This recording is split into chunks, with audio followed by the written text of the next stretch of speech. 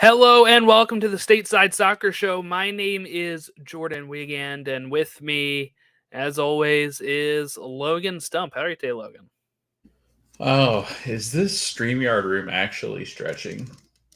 Or is it just your imagination? Uh-oh, he's got the, Now I've got the Haunted Mansion stuff going. is You this, got on me about doing the dinosaur one. is this stretching? Whoa, it did stretch. How about this? That was fun. Here you go. If you're not watching the YouTube, You go missed out. watch the YouTube. All right. We are here. There's some big news that happened. Logan was MIA this weekend. He was Wow. at a wedding. So he wasn't present for my tweets that I was tweeting out, I guess. But I was tweeting some out and I was like, oh, I gotta make sure he knows that some of these people were fired, because it all came hot and heavy yesterday after the weekend, and I was actually shocked. I was actually shocked that we got two coaches fired. We've kind of been talking about it the past 2 or 3 weeks. Like, when is enough? But I kind of thought it would be Peter Vermees, but he saved his job, against Seattle. So then it was like, I was actually, the one I was most shocked by as we jump in here, Ezra Hendrickson let go from the Fire. I was always wondered how they were going to announce this. Chicago fire Ezra Hendrickson, or they use dismissed in their verbiage. But I was kind of wondering, like, how do you, with the name Chicago Fire, how do you say they fired someone? But Ezra Hendrickson let go. Chicago was starting out the season. They were pretty middle of the pack. That sometimes they were in the playoff spots, sometimes they were just out of it. They're down to 14th now, but they are still only 3 points from a playoff spot. As the East is getting more and more bunched up in that middle to bottom area.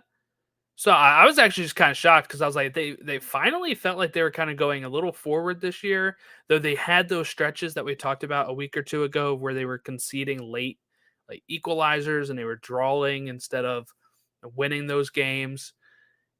I don't know. That one really got me. I was not expecting that, and I think that was the first one announced too, actually. And I was like, "Wow, okay, we're moving in here. We're getting some firings." And then, of course, the Struber one was announced, and I was like, "That makes sense."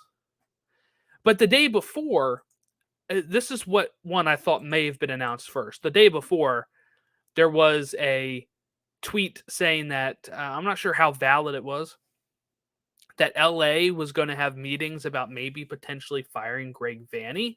So I thought, going into Monday, like, okay, maybe that'll be the only move made. But then we got Ezra and Struber getting fired, and no word on the Vanney thing. So, I mean, look, this is two Eastern Conference teams that are both at the bottom of their of the table, 15th and 14th. They're making a move. They think this might be able to save them. And, it's still early enough where it can. They're still within a playoff spot, points-wise. Like, they can easily leapfrog into it. So, Logan, just like your thoughts here, were you shocked at all by these two when I was like, hey, these two just got fired? I would say I agree with you in the fact that I thought Gerhard Struber wasn't shocking to me. I mean, you lose another game and it was pretty much like the writing was on the wall that they could fire him without any kind of pushback, and I think fans were kind of wanting it to happen. I think the club was, and from what he said in the press conference, he said something similar to the likes of like, I wanted to be gone. It felt like it was time. Like they wanted me gone. New York wants me gone. I want to be gone. It was kind of like this mutual, like, let's just end it now. This is I forgot to say that when they announced this, they said they mutually agreed to part ways, which I never know how true that is. That's the nice way to say that you want to leave or we can fire you. And he said, right. Yeah, I think it's best that I think I'll leave. I don't get severance though, but yeah, I guess I'll leave. Yeah. And I think somebody that like that, I mean, at that level, I think you're pretty much guaranteed a job elsewhere, especially in this game. Like, this sport's a lot different, I think, than like the NBA and NFL. Where Well, there's so many leagues, yeah, too. So you got and tons of chances. Yeah, and they pay well. So it's not like, and he's international anyway. So it's kind of like, I think with that all kind of wrapped into it, I think that this sport, you see a lot more of that where the managers just go, you know what, it's time to move on. It was time for a different challenge. Whereas in the NBA and NFL, they're like, oh my gosh, I might never give it another job. And then they got to go coach in college. So it's a lot different. But no, that's the one, Jordan, that I thought was pretty obvious. The Ezra one came out of nowhere. I thought, I mean, they're not playing as well as, but the team's not very good. So it's, Mm-hmm. Twelman tweeted something similar, that the issue, and I think we all kind of agree with this, and which is why I kept saying anytime you asked me about Hendrickson getting fired, I was like, I don't know, I think there's bigger problems in Chicago than the coach. And I mean, you have Shaqiri, who hasn't done anything in MLS, right? And that's a DP. And they're willing to spend money, but they just always make it on the wrong players, it feels like, Chicago. So I don't know. That kind of really sucks for Ezra Hendrickson. And then, of course, the elephant in the room, right, is that's going to lower, having an African American coach or a black coach, because they're not always African American. We had, like Patrice Evra, who was not Evra, sorry. We had Patrick Vieira. Yeah, Patrick Vieira. I don't know Evra. Why that was on my mind. But Patrick Vieira, he, obviously is not American. He was coming from Europe. So I think they said we're down to 2 out of 30 some positions, or 2 out of 29 positions that are black, I think, coaches. Because I think there was only 3. So I think with Ezra getting fired, that is like a huge decrease. And not many actually get chances in the league here either. So, I mean, look who's replaced him, Frank Kloppus, who has, my God, been around forever. He was on the assistant. He was like an assistant coach on the staff for them. He also took over when Raphael Wiki got let go at the end of 2020, or in the middle of 2021. And Kloppus, of course, coached them from 2011 to 2013. So he's been around the league coaching since 2011. He was at the Impact from 2013 to 2015. And then he's been an assistant since 2020, pretty much. And he's been an interim coach every so often for the Fire. This is what I don't get. None of those years were the Fire like really great either under Kloppus. So why do we get this trend of like just recycling the same people that still don't do anything, right? Like, this doesn't move the needle for me. I don't think all of a sudden the Fire are going to go on a run of not giving up late goals. It just seems bizarre. I wish I could. I'm going to see if I can find his like managerial record, because okay, here it is. So his first stint with Chicago, when he was 2011 to 2013, 34 wins, 17 draws, 25 losses out of 76 games. Pretty okay. With Montreal, it was 58 games, 16 wins, 16 draws, 26 losses. And then with the Fire, under interim, from September 30th to November, is only 6 games, 2 wins, 1 draw, 3 losses. So again, it doesn't really give you anything. As a coach, he's only won the Canadian Championship with Montreal. That's it. I don't know. I mean, I guess it's good he's an assistant. He knows the players and everything, but obviously that whole regime has not worked out well for them if they're firing Ezra. So not really sure why they'd want to keep Kloppus. Yeah, I'm starting to wonder too. I wonder if any of this, like, there's going to be a lot of managerial spots open, I think, and maybe they kind of do the carousel thing here. But I do start to wonder how much of 2024 is really kind of factored in to the idea of who's going to take over the U.S. men's national team coach, and looking forward to 2024, because I think that's essentially when we get. Maybe it's before then, but it seems like that's the trajectory in which we're on. We're waiting kind of for this coach to come along that we really want. I have a weird feeling it's Jim Curtin that they want, and they're kind of waiting to see what He used to happens play there. for them. Yeah. Yeah. Well, So you I'm mean for the USA or for for? US, the Oh, I US. thought you meant Sorry. for Fire. No, Because Tom no. Bogert linked him with the Fire because he used to play for And the Red Fire. Bull too. Like Yeah. Curtin's going to get linked to everybody because his contracts run out. But I think the needle's going to fall when I think that ultimately U.S. men's national team vacancies filled, because I do feel like there's a lot of coaches out there in the pool that would coach MLS that would also have interest in coaching the U.S. men's national team. So I wonder how much of that. And Jesse Marsh is still, is still a name out there. I think that people will look for and kind of see if he's interested in that, but they also see if he's interested in U.S. men's national team coach. Like maybe it's Jim Curtin, maybe it's Jesse that they're interested in, maybe it's both, because we've heard Jim Curtin say that it doesn't matter. He'd be an assistant coach for the U.S. men's national team if it came to that. So I don't know. It seems like all these teams are going to have a lot of options.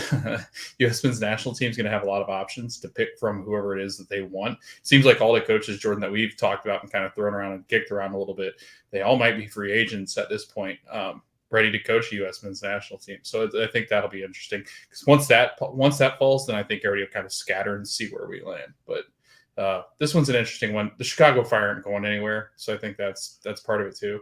Is this ownership just doesn't take it seriously enough to really put a good product out there, so they don't give a crap about what their team does. And I think the Red Bull, unfortunately, are going that same direction. It seems like they just don't really care.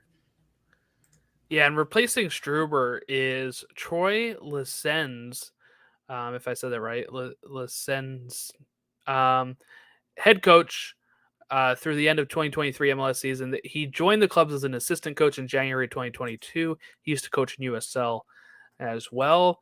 So we'll see how they go. Red Bull state that this firing had nothing to do with the Venzier issue, which I think we all kind of thought, because they would have probably have pulled that a little earlier. If it was due to that, it mostly came down to the fact that they're sitting bottom of the East by 2 points too. Now, of course, they're only 5 points out of a playoff spot, so if they do turn it around, they still have time. And with the way that like the teams from 5th place down are playing in the East, which is NYCFC on down, that's really reasonable. I don't think we even. I don't know. I don't want to say I don't think New York will finish bottom, but like there's a good chance that we keep seeing the bottom team flip throughout the season with the way some of these teams are playing. So there you go. I know some people were calling for Neville's head. They're only 2 points off a playoff spot now. So it all can change in a week or two. One of the things that came out, like I said, was the Greg Vanney thing. Chicharito post game here, or I think it may have been the next day, I'm not sure, said, yeah, we need so many things to change, starting from like, I believe that more people need to come here and face the things. We're the same people speaking always, which means that it's always the players and the coach that is getting the brunt of this in the press here. Who else can step up and talk to the press? Chris Klein, I think, is who he's kind of thrown under the bus there, Chicharito. It's like, we're the ones that always got to answer for your sins, Chris. So come on down.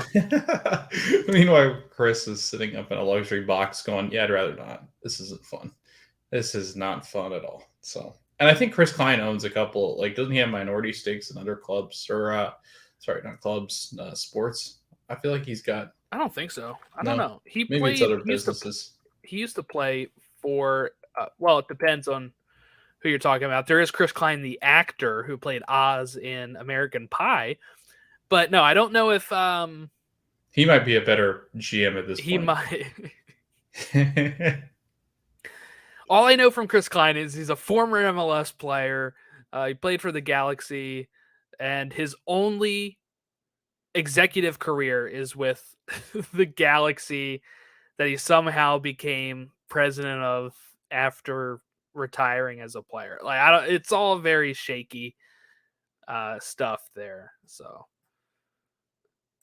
that's all his Wikipedia page says. They don't give me any of his investment portfolio. So unfortunately, I cannot confirm or deny any of that. But no, I do think it's interesting about the Greg Vanney thing because we've kind of talked about, where does LA stand with this? They've been kind of perfectly content to sit with Chris Klein while all the fans are revolting against them. But, maybe Greg Vanney has had enough time, is what they think. Chris Klein's been there since like 2014. And I always thought, well, maybe with the new guy coming over from LAFC, that they would also be like, maybe he likes Vanney, is like, oh, you know what? Let me get some time to reshape this. But I think eventually there will be an LA Galaxy scapegoat, and we got to figure out, is AEG going to bring it down on Klein, or are they going to bring it down on Greg Vanney, who I think hasn't had the best of times, like the best players brought in or anything like that. But they sit 13th to 6 points. And now that Sporting got a win, they're even with Sporting Kansas City. So they're 4 points off of 12th. There's a much bigger gap in the West than there is in the East right now for some of these teams, that it is more and more conceivably hard for a team like the Galaxy, who are 6 points off a playoff spot, to kind of get up and running. That's 2 wins. That's 2 wins. They don't have that at all. They have 1 win and 3 draws. Same thing as SKC now. So again, it becomes a numbers game as we're mostly 10 games in. Some of these teams have 11 games played. You think it's hard for, I feel like it's hard for LA and that ownership to want to get rid of Vanney. Like I don't know. Like it feels like if you're going to get rid of, I mean, he's really going to have to get into some stuff here where I think like he's going to have to lose a couple more games for them to really just go, you know what? I think we'll make him. But it's still not going to get rid of Chris Klein. Like Chris Klein's got such a huge shadow that he's casted over LA. Like they're never going to get out of it until he gets out of there. And he seems very reluctant to give up a club that he played for. Like that's got to be extremely difficult for him to want to part ways with a team that he is probably so invested in, obviously, with money in. I don't know. I mean, he played for them in like their best days. Yeah. And if you're literally at the top and you see this team sitting near bottom of the West and you played for them when they were good, like wouldn't you be like, I'm not getting it done? It's best for me. Like if I really love the club, I would probably step aside, right? Especially when you have all the fans protesting against you. There's at one point you have to save face. I don't know how else you save face here other than winning MLS Cup, and even then, I feel like the fans will be like, "Well, he did it in spite of him," right? Like, I don't think there's any chance the fans all of a sudden come around to him anymore. So, you're kind of damned if you do, damned if you don't. If you're Chris Klein, for me, I'd like to think, right? I mean, of course, it's a cushy job for him too, probably. I'd like to think that if I'm in charge of a club I really love, no matter the sport, if I took them from their heyday to where they're irrelevant in LA, I like to think I'd be stepping aside. Like, I'm hurting the club I love more by being involved. But, sometimes people have blinders on and don't see it that way, I guess. So that's all the big coaching changes. We'll see if anything else happens throughout the time here. Throughout today's show. Yeah. Reverting back to before the weekend, there was the second leg of the CONCACAF Champions League last Wednesday, I believe it was. And it was LAFC versus Philadelphia Union. They were tied 1-1 going to LA. Logan, this game had all of the Philadelphia Union fans on Twitter upset. It was not a good game from Philly. And there was a goal 13 minutes in from Tillman. So at that point, I know this sounds like a bad fan. I was like, that's it. 2-1. We have to score 2 more because of the away goal in LA against a team that's still in really great form. I was like, that's not happening. And I was right. It didn't happen. But you had Mbazio, who got a stupid yellow card for an argument in the 41st minute, and then another stupid yellow in the 59th minute. He gets sent off, and I was like, okay, now it's really over because now you're down a man, still needing 2 goals. And then in the 82nd minute, Opoku scored, and then Bowanga scoring in the 90th minute to give LA a 3-0 win. That's 4-1 aggregate. That's all she wrote. Logan, there was so much. I don't know if you had a chance to see this game because I'm not sure. I think you may have been left or already packing, but this game was a Jim Curtin disaster class. Like, if you are somebody that wants Jim Curtin to coach the U.S. men's national team and you watch this game, your opinion will change. And I'm not saying that to get on Jim. He owned up to it after the game, but the subs were late and they were not the right moves. Bringing out Ura when you're down and needing 3 goals, 2 or 3 goals, taking off Ura and bringing in a defender like Harriel into the game was mind-boggling. That's right after the red card. Why are you going defensive? Lose 7-0 then. Just, you got to go forward.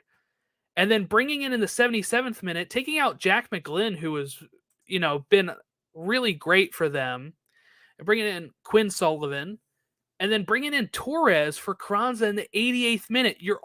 Why are the attacking subs so late? And why, when Torres had started off the season pretty well, is he being relegated to 3-minute sub-ins all the time? This is consistent with Curtin, where he's been giving these players a long leash in the starting 11 and making these subs in the 70th, 80th, 88th minute. And Ernst Tanner brought in this depth for us to compete in the CONCACAF Champions League and the league at the same time. And instead, we're just running out the same people who are exhausted. Bedoya looked completely toast during the game. Curtin did own up to it after the fact. I think it was the pre-game for the Saturday match where he kind of owned up to how he has to use the depth more. But I just feel like with how people are upset with Berhalter all the time, with his guys, I think people would be very upset with Curtin kind of riding out some of these. We have depth and we have good depth. I mean, we don't even see Pereira that much from Orlando when we brought him in. I don't really understand why we brought in all this depth and don't even use it. Yeah, I don't know. I think, like, you look at your roster and they're not like old, but I mean, guys are like 28, 29. Glesnes is 29. Bedoya is 36. Like, he's just not somebody that can play every game. And yet he's played 10 matches. He now he's tied for lead with the team in 10 matches played. And if you look back at the games that they've played, MLS, they've played 10 matches. So to have Bedoya playing all of your matches, and then having to play CCL, I mean, the guy's not young. And hell, last year he about fell apart, I thought, on the field. So I mean, there was a point where, I mean, in the playoffs, they were just looking to throw him out there for 15 minutes to hopefully get something out of him. But it just never seemed to really kind of fit because he was just so worn out, so much older than the rest of the guys. I mean, and he's the heartbeat of that team. And I think that's where it kind of falls off there. But to play all these guys as much as he does, and like you said, Jordan Pereira only has played 5 matches. He started in 1. And that was something I remember talking to Todd about this when I previewed the Orlando and Philly game. He's like, and this was way back at the very beginning of the year. I mean, I think we were only 4 or 5 matches in. And yeah, I think it was like game 3 or 4. Yeah, I think Todd talked. I mean, he talked to Jim, and Jim was like, I mean, we really got to use our depth. I mean, our depth's great. And that he was playing Andre Pereira, and he was playing, Joaquin Torres, and it was like, why all of a sudden has he reverted back to this, like, let's just play the same starters? Because I was shocked in the halfway point through the week, and he's playing, the same roster over and over and over. And I'm like, these guys are going to get absolutely, but they are. I mean, they're just worn out, it seems. And a 3-0 loss to LA and LA. I mean, that's not even a We game. usually play them a lot better there, Yeah. but they were just exhausted. I mean, there was nothing, and plus stupid yellow cards that get you red cards. And not to stay on this too long, but I think the reason it shocked me so much is because, even week 1, when people asked about, hey, when I was there, right, and I'm in the press conference room, and they say, well, praising Torres, and he said, there's so many players that are trying to get their minutes in, and I'm going to have to juggle that, and he just hasn't juggled that very well. I really wonder sometimes how that goes for, like, does Tanner call him in at all and say, dude, I just bought you all these pieces, like, you got to start using them. The Union are out of the CCL now, and he says, yeah, I got to start using my depth more. I'm like, well, that was the whole reason we bought depth, right? Was to compete for that as well as keep it pretty good on the league, but that's over now.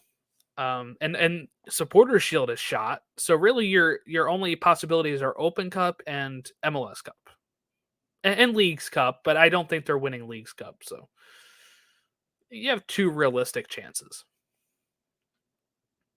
And they got to get a trophy this year, because if they don't, this really looks bad, Logan. It looks really bad that the only trophy they got in this time was in a shortened season where they were going to scrap Yeah. the Supporter Shield to begin with and then reinstated it when everyone flipped out. I mean, it was a very unbalanced schedule in the 2020 Supporter Shield. So look, they keep losing in the big games. Open Cup finals, MLS Cup finals, MLS semifinals, CCL semifinals twice now. Just a bummer if you're a Philly fan, especially if you have to watch the rest of the Philly teams too. The Eagles at least made the Super Bowl. Yes, at least they made. Well, Yeah. so did the so did the Phillies. They reached their Right. final. That's true. The Sixers are not going to reach their final destination, I don't think either. So No, they're 2-2 right now. They can uh-huh. they can win the But it's series. also Philly. So Yeah, no, they'll reach the NBA finals and lose or something. That would be awful for Philly fans. What a torture that would be brutal. Okay, Sporting get their first win. This was a shock. I'm out going to do some grocery shopping, and my wife and I are like, let's have a dinner date. We go to the place. They actually have the game on, so that was nice. I sit down, it's halftime, and I'm like, oh, cool. They have the game on. Let me see what the score is. 2-0 Sporting Kansas City in the first half. What? Some really good goals too, actually, by Sporting. They do give up a penalty where Seattle step up, convert it, but they couldn't really string enough together to really put much together to win the game here or even draw late. So just what a shock. Vermees save his job. Did you ask if Vermees saved his job, or did you say Vermees I saved just his said job? Vermees saved his job. But I mean, like, do you think I think he still had the whole season Yeah, anyway, but I I think mean, so too. Like, I think this thing could get so ugly, and they just still hold on for dear life, just because, like, I don't know, they seem very loyal to him, which I kind of get. He's been there forever, but at some point, man, we talked about this in depth last week. Is you gotta let it go, let it go, restart, hit reset. Tell Peter to enjoy retirement and go. Just Peter, go live on a farm somewhere, man. Just get rid of it. Go live on a beach. The other big storyline, of course, is no more undefeated teams, as LAFC have now lost to San Jose 2-1. San Jose had they're up to 4th place in the West, Logan. This is a team that I think. What did I have them at? I think I had them higher than last year. Was I buying the San Jose hype? No, I wasn't. I had them 11th. You had them higher this year. You had them at 8th, where they can reasonably still fall to, but they've been really good this year. Logan, they've only given up 14 goals. This is a team that was giving up like 70 some goals a season, and they're at only giving up 14. They have a positive goal differential. They just suck away from home, but other than that, they're a pretty good team. Yeah, they go and get Jonathan Mensah from the Crew. I think that's helped some, having that veteran presence that they really didn't have with Calvo in them. It seems like they leak goals. I mean, for 3 straight years, we've talked about them just leaking goals. Now all of a sudden they seem to not leak as many, and they can score with the best of them. I mean, they're some of the best attacking players in the league. I mean, you got Jeremy Abobasi and Christian Espinoza. Those are 2 top caliber attacking players that you're throwing up there. Not to mention that Montero's played pretty well when he's played. Union could use somebody like that, a little depth piece, but it's not like Jim would play him. But no, I think, you look at this roster and, I mean, we've talked about it. We talked about how it's Christian Espinoza and Abobasi are bust in the attack, and it's somewhat true. It scored 13 goals. But I don't know. I'm really impressed with him. I think Christian Espinoza is throwing his name out there as an MVP candidate so far this year. 8 goals in 11 matches, 3 assists. I thought he's looked great. There's some really good players in this league this year. Yeah, I think, I mean, if I'm San Jose, I'm going, man, we could really use a home playoff game. Like, I think we could reasonably get to that point where we're talking about San Jose, and Luchi Gonzalez has them playing a lot better than he ever had Dallas playing. So, it's cool to watch. I think it is a talented roster. Cade Cal hasn't really done anything yet either. So if they can get him going, which I thought he was going to have a bigger year than he's had, he's got no goals so far, which has kind of been a bust for the young kid. But again, he's 19 years old. If he figures it out, if he sees one go in, it's only a matter of time, I think, before he starts scoring. So imagine he starts scoring, then you really got a squad. So I'm interested to kind of see how they go throughout the year. I don't know if Christian Espinoza keeps this up, but he's always been a really good player in MLS. So I guess we'll see. Union beat the Rebels on an off decision. I'm not sure. Look, the VAR says, "Hey, take a look at this." The ref goes there, watches it for like, and then comes back and says, "Nope, it's still a penalty." And he did it wrong, by the way, because you're only supposed to do the box if you're changing the call. But he did the box and he still pointed, and I was like, I don't know what this dude's doing. I don't think he knows what he's doing. But I've only seen them do the box when they overturn it. Anytime it's the same, they just kind of come out and say like, no. And I mean, it's just a little bit of contact and Carranza goes down. And I saw a lot of Twitter. He got absolutely murdered in the box. Unbelievable contact. Probably the biggest hit I've seen.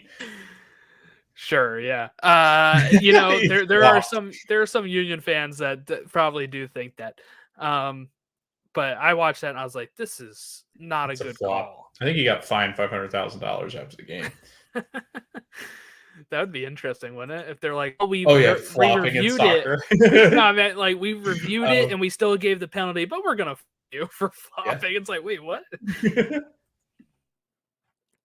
So, that's how the Union win. That was not a good game, by the way. Union Red Bulls was not good. There's a reason Struber was fired.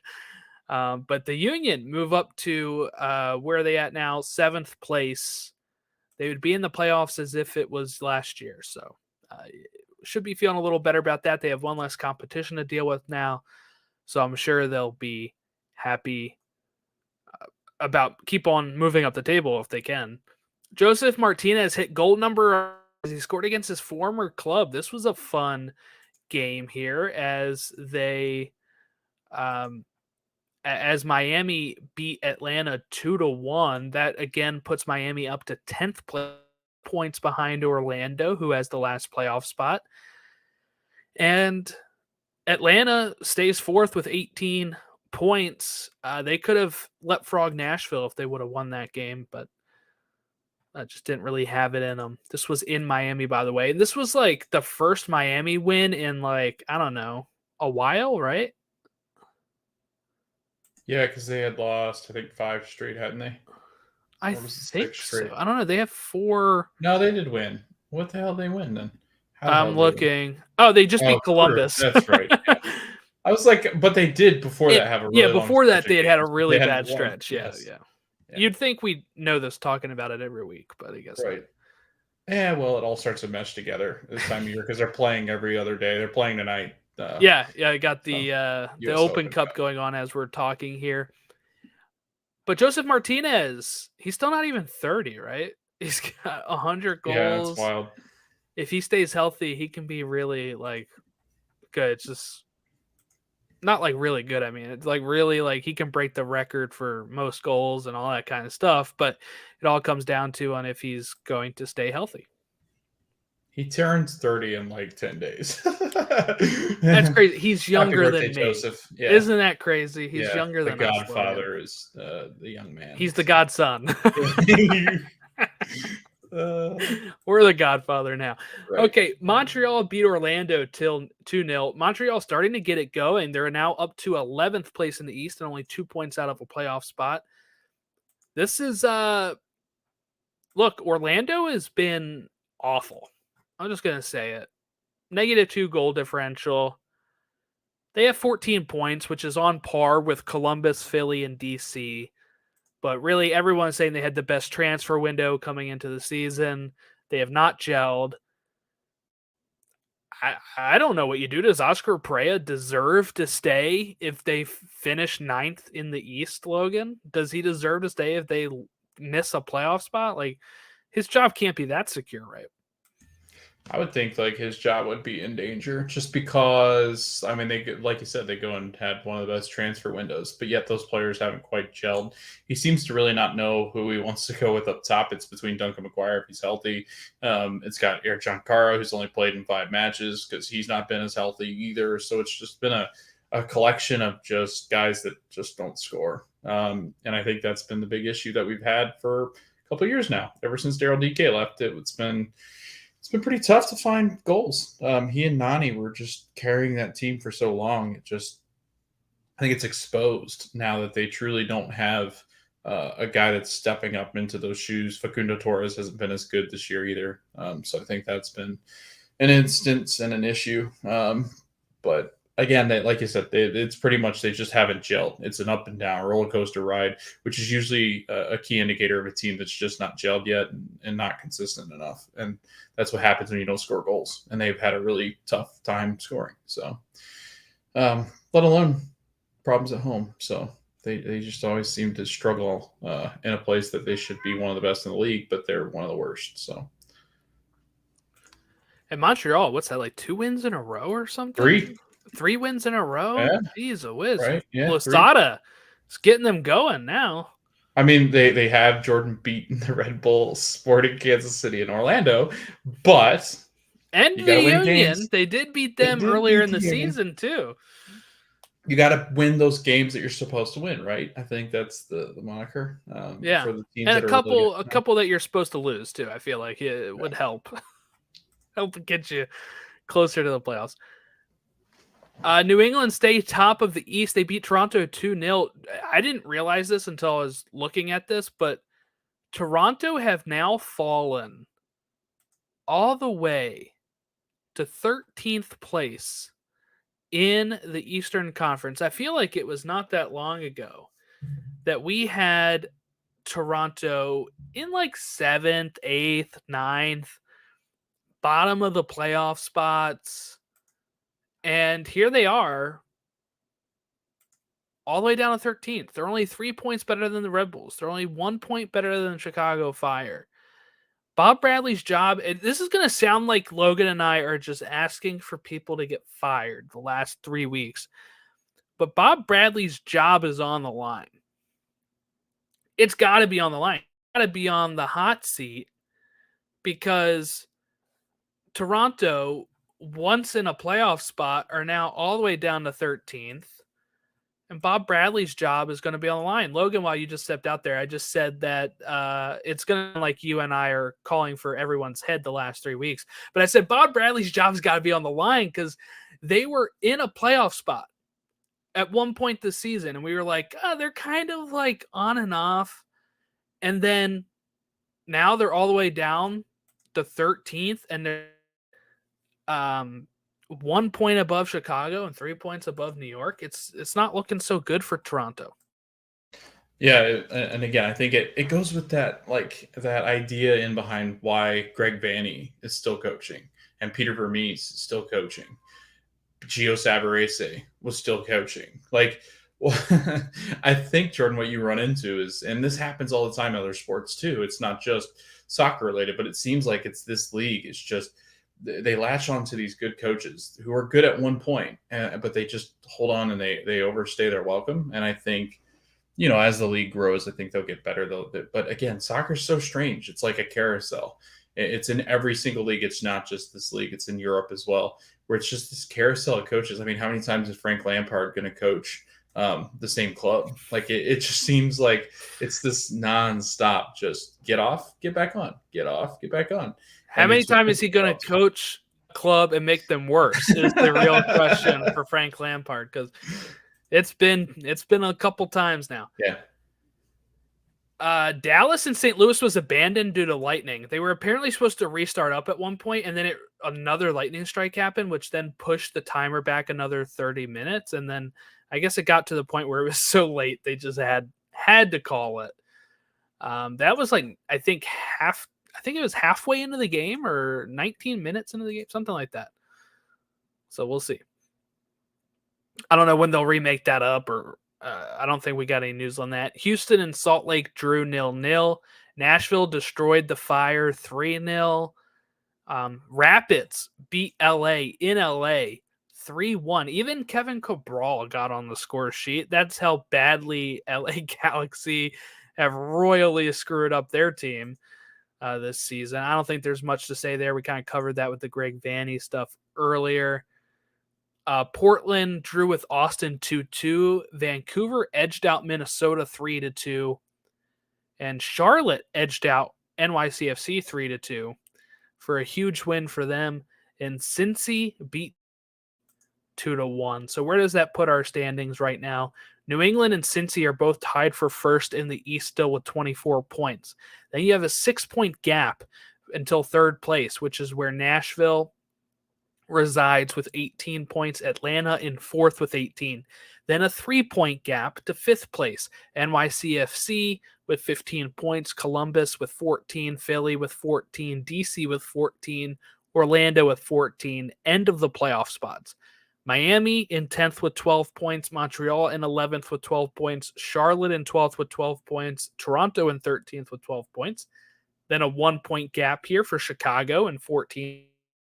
And New York Red Bulls in 15th with 9. It is severely bunched up. Anywhere from 5th place to 14th is a 4-point gap. That's going to move around consistently throughout the season. So really anything top 4 up, I think those teams are pretty safe. Top 4 up, especially the top 2. New England and Cincinnati have a 6-point gap. That's pretty remarkable this early in the season, I would say. Even in the West, it's a little bunched up for the first 4 teams. Seattle's still in 20 points. St. Louis in second with 19. LAFC in third with 18. San Jose in fourth with 18. A 3-point gap here for Dallas in 5th with 15. Houston in 6th with 14. Vancouver in 7th with 14. Minnesota in 8th with 12. Portland in 9th with 12. Colorado outside of the playoff spots with 12 points. RSL in 11th with 11. Austin still near the bottom. They have 10 points. They're in 12th.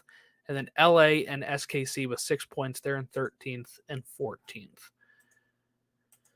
Absolutely crazy where this is currently going for the league. Thought that the Eastern Conference would have 2 teams in a supporter shield race, while they have a 4-point leg up on Seattle over in the East for supporter shield.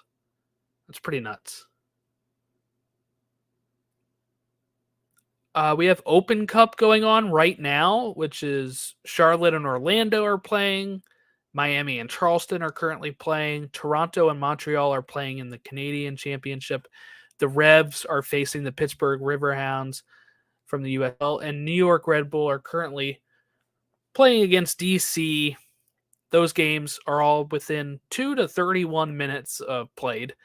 Then at 8 o'clock, Chicago, St. Louis, Minnesota, Philly at 8:30, Monterey Bay hosting LAFC at 10:30, Sac Republic hosting Colorado at 10:30.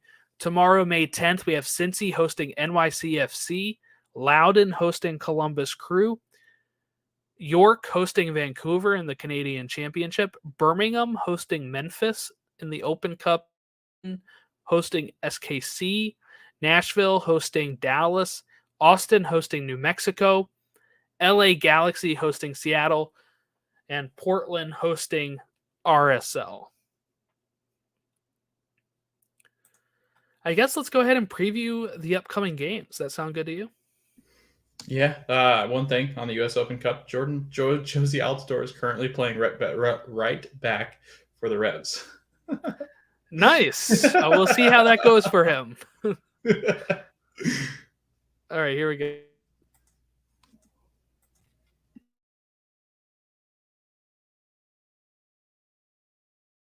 I pressed that like 30 times and it only just now went. I don't know why it took so long.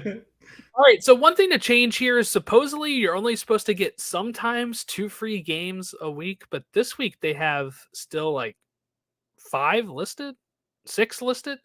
So last week was 2 free games. This week is back to 6.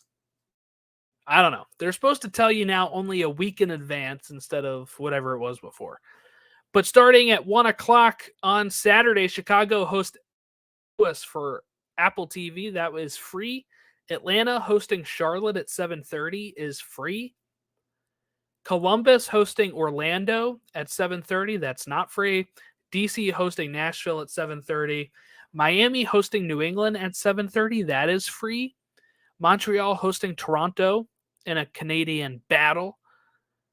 New York Red Bull hosting NYCFC at Red Bull Arena. That is the derby. That's at 7:30.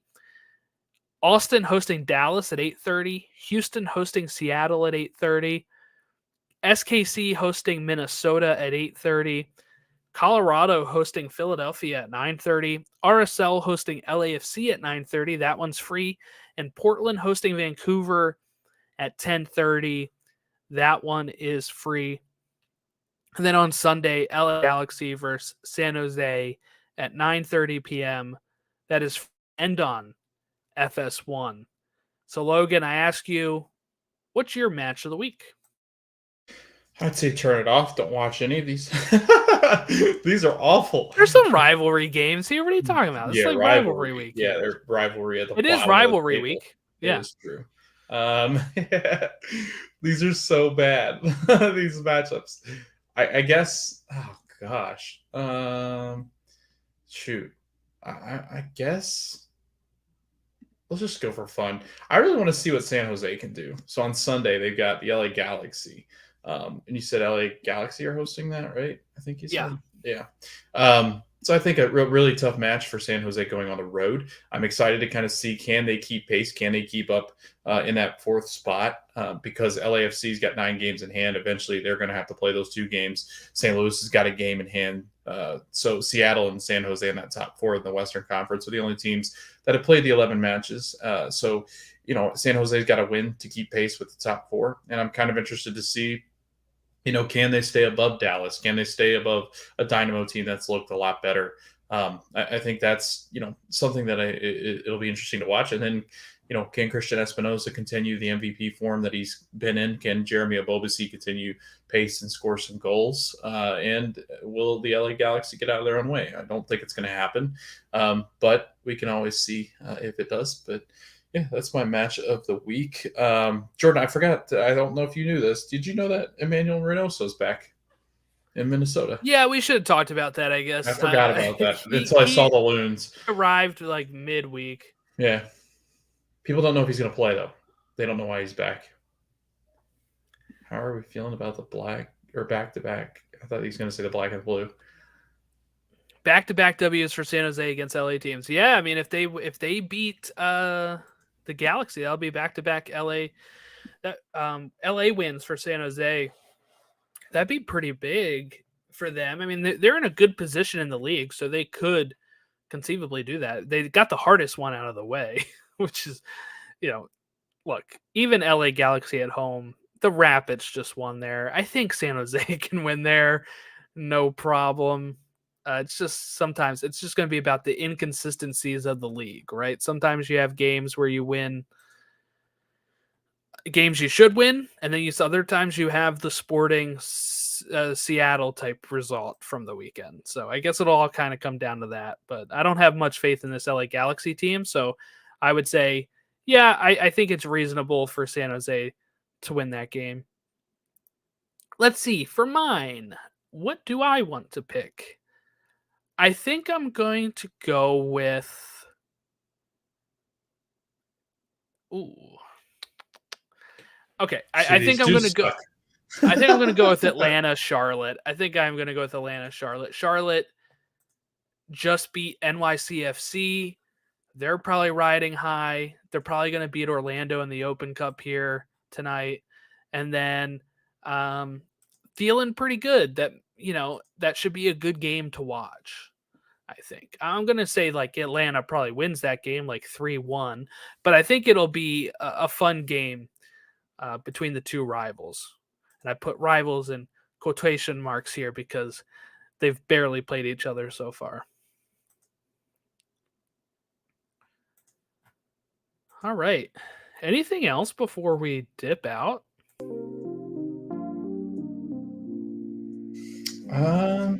I mean, it looks like a lot of the U.S. men's national team players, Jordan, are going to be on the move this summer. That's exciting. We haven't done a whole lot of U.S. men's national team news, but it sounds like Christian Pulisic's going to be in Italy playing, possibly. Serginho Dest got to go find somewhere to play because he's not playing at all.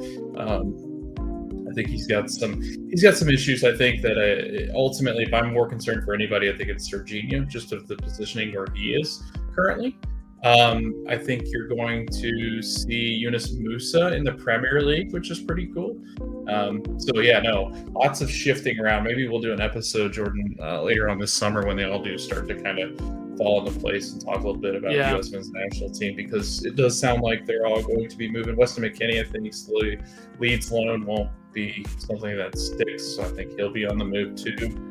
So, especially if they go down, which is looking increasingly likely to be going down. They're in like 19th place. Only a couple games left. Matt Turner and Arsenal kind of blew the Premier League, so we'll see.